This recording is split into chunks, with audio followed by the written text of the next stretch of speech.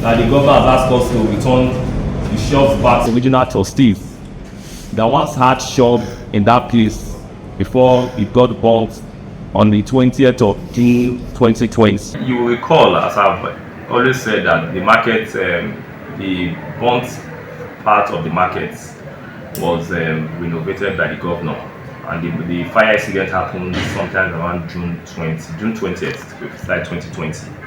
And we discovered that during the course of the renovation, some persons started coming, claiming ownership of that part of the market, that section of the market that got burnt.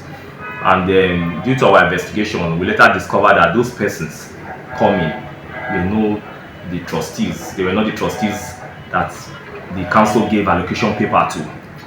And there were also some rumors, and some people also protested that we were going to take the shop away from them.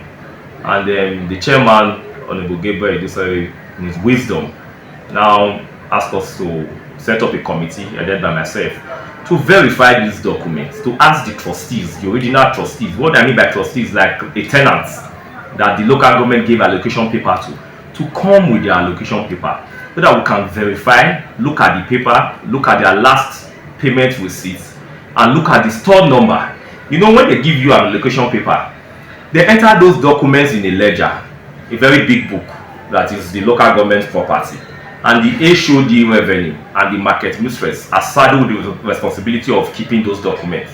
So what we now did, we asked them to bring the ledger, and then we would look at the allocation paper and see if it tallies. If what they have in the allocation paper is what we have in the ledger, then we take their phone number, then ask for the receipt of the last payments. That is the confirmation that they have a shop in that place, that they are the original owners. So we are dealing with trustees, not tenants. You bring your allocation paper, the original, because original must be cited. You bring your original allocation paper given to you by the local government. Then your last payment receipt, the original. So after verifying those documents, we'll ask you to go for photocopy. You make your photocopy, write your phone number and what you were selling in that particular shop before the incident. Then we'll keep it. But during that process, there will be, because it's a committee, we have 15 members committee. So the civil servants in charge of that ledger will also look at the ledger and ask us to clear, because your name must be on the ledger. These are the kind of documents that were given to us by them. So these were extracted from the ledger. So when I look at it, my other colleagues sitting on my right hand side will also do the same thing. Then we all marry everything together. Then we'll tick for clearance. Some of them will come with 10 allocation papers with different names and tell you that they are the owners, or their father or their grandmother. We'll ask them to go and call those persons, because you cannot come as John Paul and you have a document for John Paul, then at the same time have a document for Peter Samuel. At the same time, just on and on and on and on. Yes, somebody came with 5 allocation paper with different names. Then I asked, where are these persons? They said one of them is in the hospital, one of them is at home. Go and call them. If it will take me that time to go to the hospital and verify, call the management of the hospital, I want to see the name you use in admitting this person and verify if it's the same name you are giving me, or the same name containing the documents that you are giving me. I will drive there to that hospital and I will screen her on our hospital bed. We found some people coming with fake documents. They will take your documents, take to the cyber cafe, they will edit and reprint. So we are aware of these things. That was why the chairman said, go and verify these things before we ask them. Because we cannot just say, okay, you were having shops here before, now the shops is ready, everybody go to the shop. Things, it will be like a banana republic where you don't have a government or you don't have somebody in charge. So that was what gave birth to this process. When you give them the document, they only look at the advantage part, the side that suits them. They don't look at the caveats. Just like a CFO. When you are given a CFO, you are a tenant of the government for 99 years. You become a tenant of the government.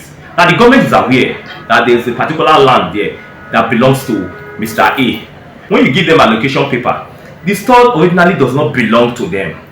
it still belongs to government. But government is entrusting that particular space on you to do your business and give what belongs to government.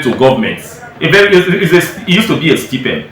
And you still find out that even with that process, some people will still hold government for 10 years, 5 years, refuse to pay. And some will not transfer. You are not supposed to transfer. Some people will say, collect very huge amounts from a third party. Transfer a shop that was given to you by government to hold in trust for government. They will now sell it to somebody else. Then the person will now be the one that owns the shop. Maybe sometimes the person will come and pay on behalf of the landlord or the landlady that sold to he or she, or the landlord that sold to he or she will now also come and be paying. So we'll also be able to find out some of these persons. And what the law says is that if you transfer, your shelves will be revoked. It also applies to if you don't pay government for the past 3 years, your shop will be revoked. You talked about the tenants and the trustees. Yes. So in summary, I think the governor gave a marching order that the shops will be returned to the trustees. We should be seen driving the shine agenda of the governor and making sure that these people do the right thing. What is the right thing? Bring your allocation paper, bring your last payment receipt with your original. We'll cite the original, you make photocopy, give us your phone number, then we'll call you when we are ready to ask you people to go back. And in a quick one, people always talk about allocation. We are not allocating because those shops were already allocated. We are not allocating. We also do not have that power to allocate. You only allocate from the foundation when you build a new market that has not been existing. Urban market has been in existence. I think Obemudia started it and the market was completed by the former governor chief Odege Oyegu. And at that time they have allocated. What we are trying to do now is to make sure that after the governor's renovation, those people that were asked to leave the market, they get their shelves back. And those people that were occupying the burnt part of the market also get their shelves back.